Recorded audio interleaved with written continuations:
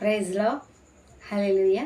ప్రభువైన క్రీస్తు నామములో ప్రతి సహోదరి సహోదరులకు నా హృదయపూర్వక వందనాలు. ఈ దినము దేవుడు మనతో మాట్లాడిన మాట కీర్తన భాగం 33 కీర్తన 19 వచనం. ఆయన దృష్టి యెహోవా యందు భయభక్తులు గల వారి మీదను, ఆయన కృప కొరకు కనిపెట్టు వారి మీదను ఉండును. ప్రైజ్లో హల్లెలూయా.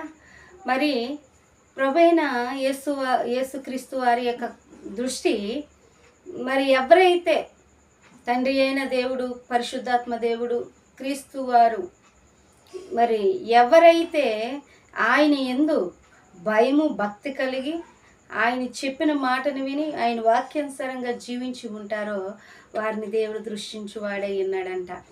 మనం ఏమి అడిగినను మరి ఆయనకు మనం ఏమి ఆలోచించినను ఎప్పుడు మనల్ని దృష్టించి